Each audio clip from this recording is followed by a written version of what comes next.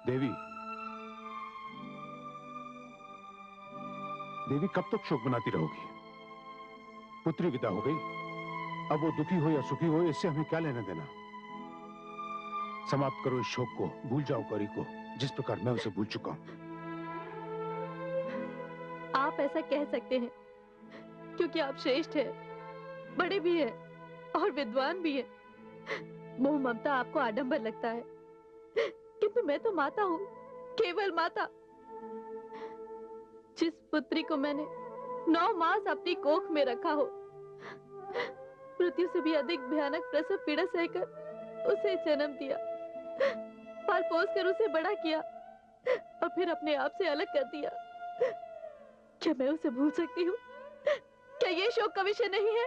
देवी, आप अपने शोक में कुछ भूल रही हैं। क्या भूल रही हूँ? देवी, आप ये भूल रही हैं कि मैंने अपनी आयु की 60वीं सीढ़ी पर पग धर दी है और इस अवसर पर मेरी पुत्रियों ने, मेरे संबंधियों ने, मेरे शुभचिंतकों ने मुझे षष्ठी पूर्ति समारोह करने का सुझाव दिया है, जिसे मैंने स्वीकार कर लिया है। अब मैं एक ऐसा समारोह करना चाहता हूं जो मुझे दक्ष प्रजापति को गरिमा और गौरव के शिखर पर बिठा दे, और जो भी इस समारोह में सम्मिलित हो वो उसे कभी नहीं भुला पाए। ये तो बहुत अच्छी बात है। उत्सव तो एक साधन होता है जिसमें शुभ चिंतक और सगे संबंधी एकत्र होते हैं। आपने तो ऐसा समाचार सुनाया कि मेरा शोक ही दूर हो गया। यदि इस अवसर पर पुत्री गौरी भी आएगी तो? नहीं देवी, इस अवसर पर श्रेष्ठ लोग आएंगे, केवल श्रेष्ठ लोग। जो दक्ष प्रजापति की मान्यता के मापदंड पर खरे उतरेंगे वही श्रेष्ठ लोग। अब यदि आप शोक के सागर में डूब जाना चाहती हैं तो डूब जाइए। अपनी षष्ठी पूर्ति समारोह में मैं शिव को कदापि आमंत्रित नहीं करूंगा।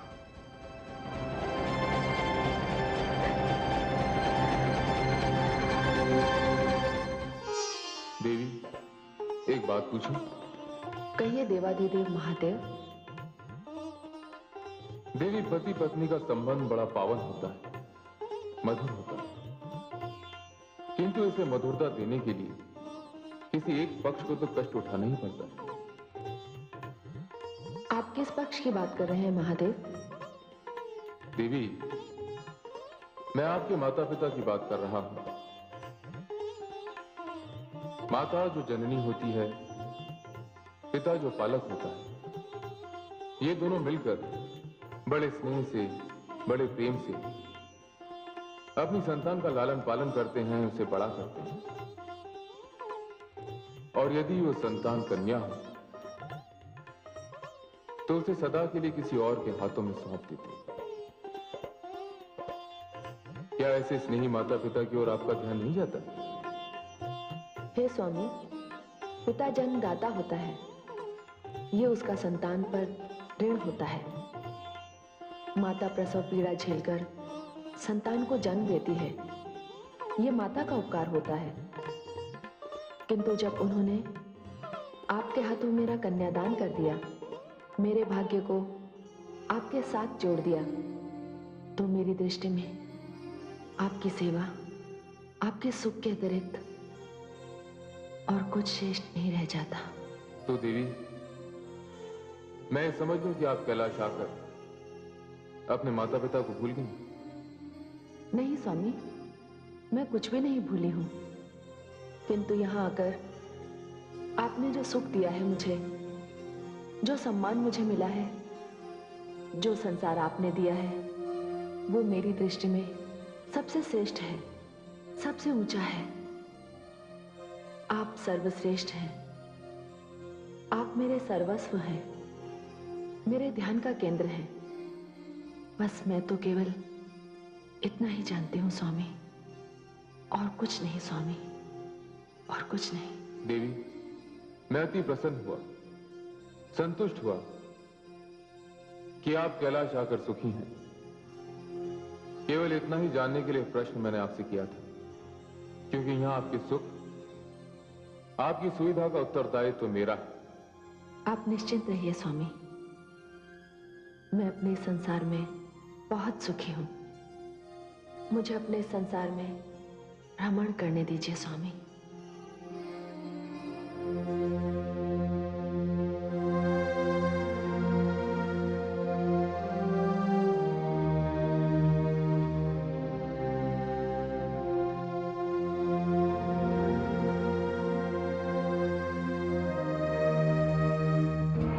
नारायण नारायण। अरे आप? हाँ भ्राताश्री, मैं। किंतु आप यहाँ कैसे? भ्राताश्री, कदाचित आप भूल रहे हैं कि आपने मेरे यहाँ ना आने का आदेश लौटा लिया है। वो तो उस समय मेरी विवशता थी। विवशता? हाँ, विवशता। तो आपने हृदय से नहीं बल्कि विवश होकर मुझे अपने भवन में बुलवाया था। ये उचित नहीं है भ्राताश्री। क्यों उचित नहीं है? यही तो नीति है। कभी कभी समस्या खड़ी होने पर अपने से बहुत छोटों को भी मुंह लगाना पड़ता है। फिर तो भ्राता दक्ष, आप अपनी नीति का पालन करते रहिए। क्या पता आपको मुझे फिर मुंह लगाना पड़े। कदाचित आपने सत्य कहा, किंतु एक बात है, इस बार मेरे समक्ष कोई ऐसा कारण नहीं है कि मुझे शिव के पास जाना पड़े या आपको शिव के पास भेजना पड़े। कारण तो है भ्राताश्री। सुना है आप अपना षष्ठी पूर्ति समारोह बड़ी धूमधाम से मना रहे हैं। हाँ, किंतु शिव को बुलाकर मैं इस धूमधाम पर कालिख नहीं लगाना चाहता। सत्य ही कहा है भ्राताश्री, विनाश काले विपरीत बुद्धि। नारायण नारायण।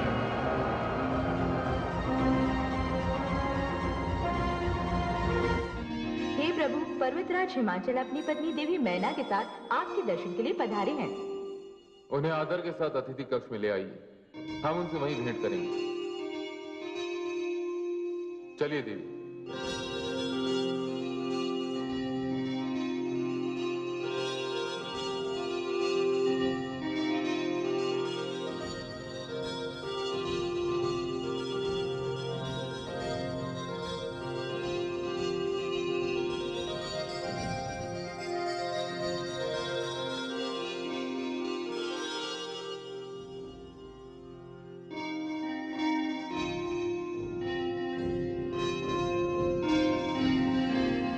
देवाधिदेव महादेव तथा मां शक्ति को हम दोनों का प्रणाम। देवाधिदेव महादेव, उद्यान से कुछ फल लेकर आया हूं, इन्हें स्वीकार कर हमें कृतार्थ करें।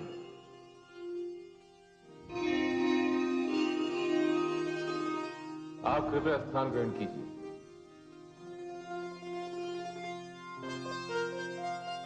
देवी सती, ये हिमाचल राज है, हम इन्हीं की सीमा में तो निवास करते हैं। ये आपने क्या कह दिया प्रभु? आप तो राजाओं के राजा, सम्राटों के सम्राट, देवों के देव, देवाधिदेव महादेव हैं। आप ही की कृपा और आप ही के चरणों के प्रताप से हिमाचल में सर्वत्र समृद्धि और शांति है। भगवान, हम तो देवी शक्ति के आगमन पर उनके दर्शन करने और आपको इस शुभ अवसर पर बधाई देने चले आए, क्योंकि हम आपके विवाह में सम्मिलित नहीं हो पाए। देवाधिदेव हिमाचल राज, बहुत बहुत धन्यवाद। आप तो हमारे लिए अपने उद्यान से स्वादिष्ट फल ले आए, किंतु आपने हमारे विवाह की मिठाई तक नहीं चखी। कहिए, हम आपको क्या भेंट दें? प्रभु, सब कुछ तो आप ही का दिया हुआ है, अब और क्या चाहिए हमें? पर्वतराज, ये अवसर मत चूकिए, मुझसे नहीं तो देवी सती से कुछ मांग लीजिए। हे महादेव, यदि आप हमें यह अवसर दे ही रहे हैं तो मैं देवी सती से एक ही प्रार्थना करती हूं कि मेरी कोख से उनके जैसी सुंदर और दिव्य कन्या जन्म ले।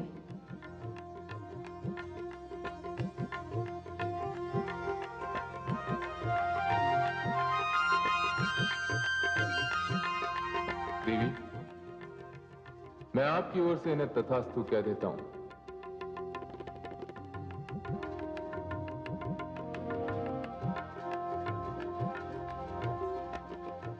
बस प्रभु बस, आज तो मैं धन्य हो गया। आज तो आपने संतान से भी हमारी झोली भर दी प्रभु। मैं जब जब यहां आया हूं, यहां से अपनी झोली भर के ही वापस लौटा हूं। महादेव शिव की जय, महादेवी शक्ति की जय। प्रभु, अब हमें जाने की आज्ञा दें।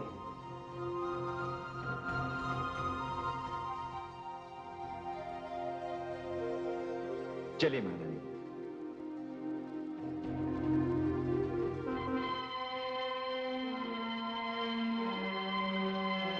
स्वामी, ये आपने उन्हें मेरी ओर से कैसा वरदान दे दिया? कैसा वरदान? आपने उन्हें मेरी जैसी कन्या का वरदान दे दिया। अब मेरी जैसी कन्या उन्हें कहां से मिलेगी? आप जैसी कन्या यदि नहीं मिलेगी तो आप तो,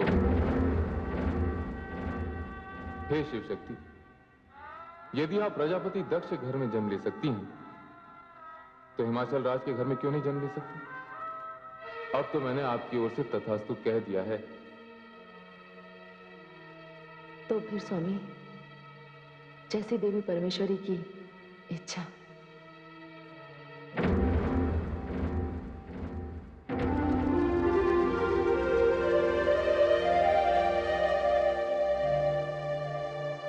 निमंत्रण भेजने का कार्य सुचारू रूप से चल रहा है ना?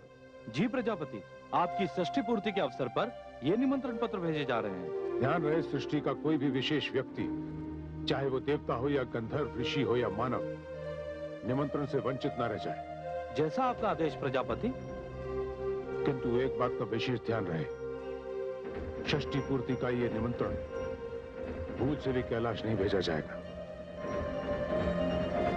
क्या? हाँ, यही निर्णय किया है मैंने, और मेरा ये अंतिम निर्णय है। आप अपना निर्णय बदल दीजिए स्वामी। बेटी आप? हाँ स्वामी, गौरी आपकी सबसे प्रिय और लाडली पुत्री है। यदि आपने इस समारोह में भगवान शिव को नहीं बुलाया तो गौरी भी नहीं आएगी। मैं भी यही चाहता हूँ स्वामी। हाँ देवी, मेरे जीवन भर के स्नेह, प्रेम और लाड प्यार का क्या मूल्य चुकाया उसने?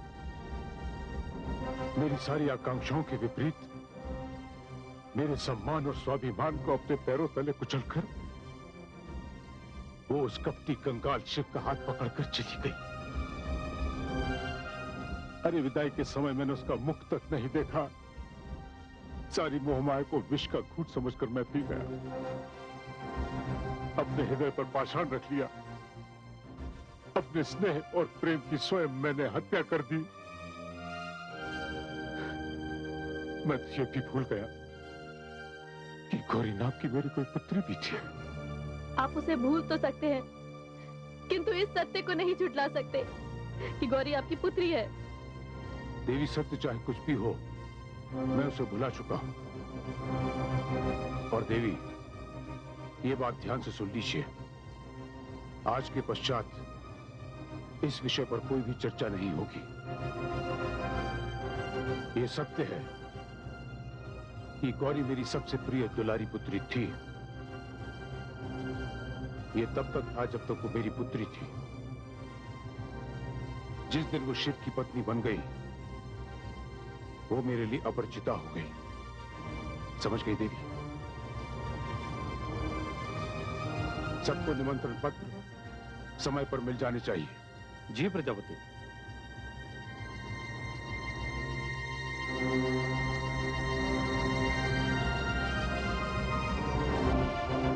अब आपको कैसे समझाऊं कि दिन में आंखें बंद कर लेने से रात्रि नहीं हो जाती। आप माने या ना माने, पुत्री तो पुत्री ही रहेगी।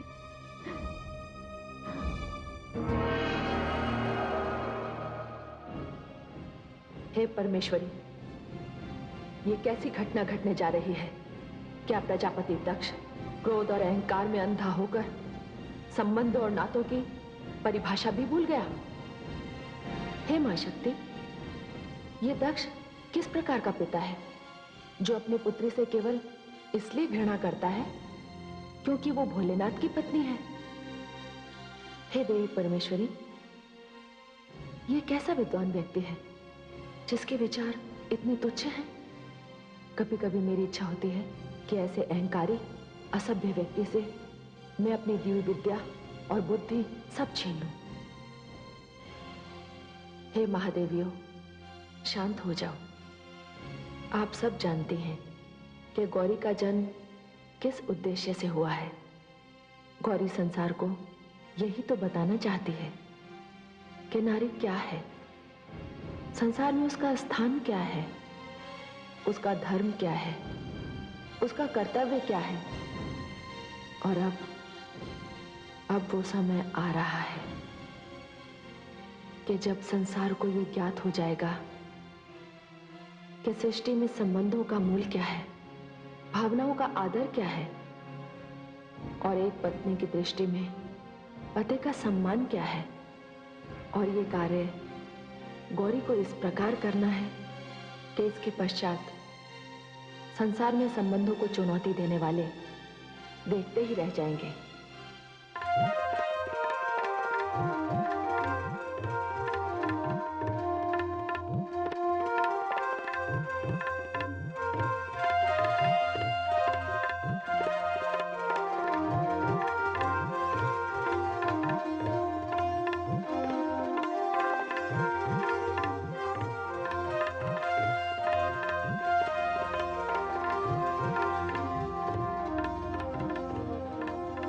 प्रणाम माते।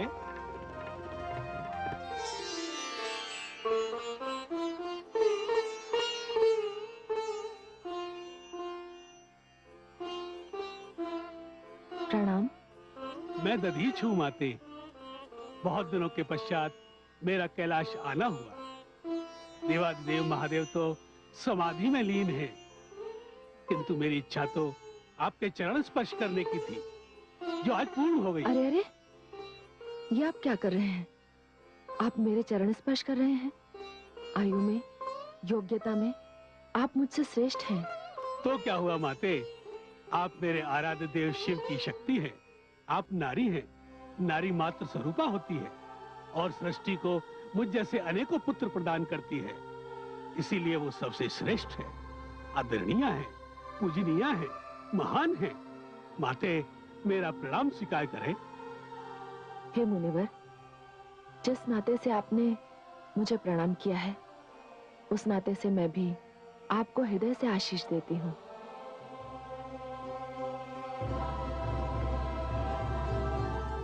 आज आपकी श्रद्धा देखकर एक नवीन विचार मेरे मन में आया है कि पूजनीय श्रेष्ठ की पत्नी बनना भी कितना सौभाग्यशाली होता है। देवाधिदेव महादेव वो तो महान है ही, उनकी पत्नी का स्थान पाकर मुझे भी कितना सम्मान मिल रहा है। कदाचित इसीलिए हर कन्या श्रेष्ठ वर की प्राप्ति के लिए प्रार्थना करती है। माते, देवादिदेव तो समाधि में है और आप परिस्थिति से अनजान हैं। आप अपने पिताश्री प्रजापति दक्ष के यहाँ कब जाएंगी? अपने पिताश्री के यहाँ मैं तभी जाऊंगी जब मेरे पति मुझे आज्ञा देंगे। क्या माते, अभी तक आपके पिताश्री का निमंत्रण पत्र आपको नहीं मिला? कैसा निमंत्रण पत्र मुनिवर? उनकी षष्ठ पूर्ति का निमंत्रण पत्र। वे आज 60 वर्ष के हो गए हैं। उन्होंने इस अवसर पर एक महायज्ञ का आयोजन किया है, जिसमें उन्होंने सृष्टि के सभी श्रेष्ठ देवों को आमंत्रित किया है। माते, आप तो उनकी पुत्री हैं और देवादिदेव उनके जामाता। मुनिवर दधीची, मुझे तो अब तक ऐसा कोई निमंत्रण पत्र प्राप्त नहीं हुआ। वैसे ये मेरे लिए हर्ष की बात है कि पिताश्री 60 वर्ष के हो गए, वे स्वस्थ हैं, सकुशल हैं और इस अवसर पर एक महायज्ञ का आयोजन कर रहे हैं। कदाचित उनका निमंत्रण पत्र आता ही होगा। वैसे कैलाश तक किसी का पहुंचना कोई सरल कार्य तो है नहीं। मैं वहीं जा रहा हूँ माते, मुझे आज्ञा दीजिए। मैं देवादिदेव महादेव की समाधि तो भंग नहीं कर सकता, किंतु जब वो समाधि से बाहर आए तो मेरा सादा चरण स्पर्श उनसे अवश्य कहिएगा। मैं चलता हूँ माते।